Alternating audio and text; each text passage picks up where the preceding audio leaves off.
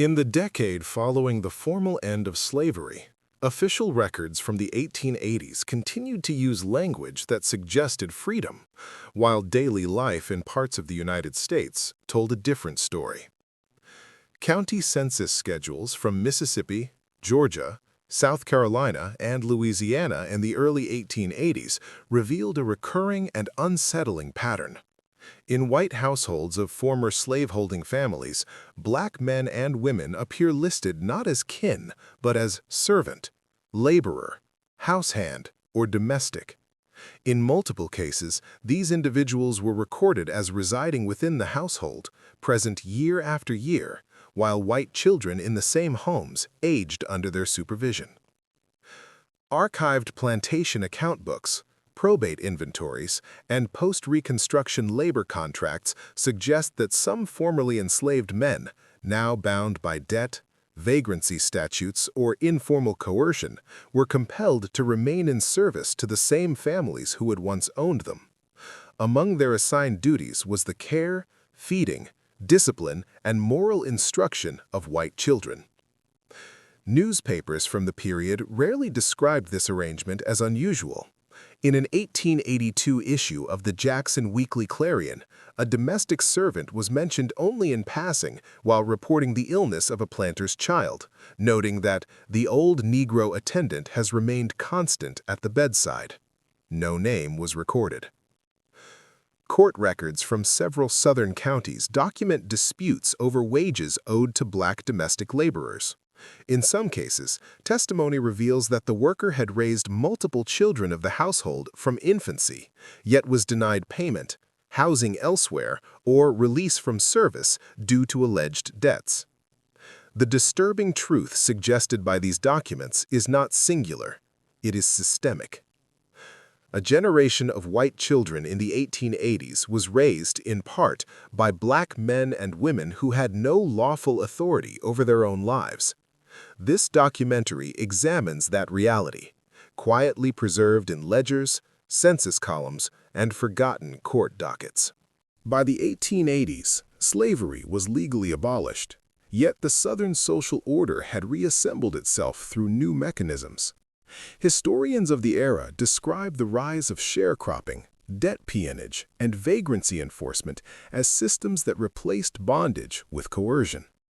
Black men who lacked land, money, or legal representation were frequently compelled to enter labor contracts that bound them indefinitely to white employers. State labor laws passed during Reconstruction's collapse allowed sheriffs to arrest black men for unemployment or idleness. Court fines were then paid by white employers who recovered the cost through forced labor. Domestic service occupied a particularly hidden space within this system. Unlike field labor, domestic work occurred behind closed doors, beyond the oversight of labor inspectors or federal authorities. Census data from 1880 and 1890 lists thousands of black individuals living inside white households, often unrelated, often unmarried, and often recorded as servant. In many cases, these individuals remained in the same household across decades.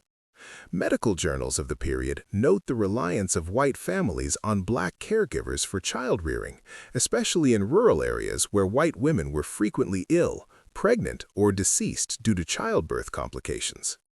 The racial hierarchy of the 1880s Southern home was rigid. Authority rested with the white patriarch. White children inherited status. Black domestic workers existed in a state of enforced dependency. Freedom, on paper, did not translate into autonomy within the home. Surviving documentation rarely records the voices of black domestic laborers directly. What remains are fragments. Probate files from Alabama and Mississippi counties list black caregivers as assets transferred with households. Though legally free, their continued presence was assumed. In 1885, a Georgia labor dispute recorded in county court reveals a black man who testified, through an intermediary, that he had raised free of the defendant's children since infancy. The court denied his wage claim, citing lack of written contract. Newspaper notices of runaway servants still appeared in the 1880s despite abolition. The language closely mirrored antebellum fugitive slave ads. Escalation occurred not through violence alone, but through permanence. Children grew. Caretakers aged. Dependency hardened. White families came to rely entirely on black caregivers while denying them authority, inheritance, or independence. Federal withdrawal from Southern oversight in 1877 ensured that abuses within private homes went largely unchallenged. Freedmen's Bureau records had ceased. Local courts favored white testimony. Newspapers normalized the arrangement. Medical records from Southern physicians note black caregivers suffering from exhaustion and untreated illness, yet continuing service. Institutional silence preserved the system. By the 1890s, many of these caregivers disappeared from records, likely buried without markers. The children they raised inherited land, wealth, and political authority. The men who raised them inherited nothing. Historians today describe this as domestic peonage, a shadow system built on memory, fear, and silence. The truth is not shocking because it is rare. It is shocking because it was ordinary.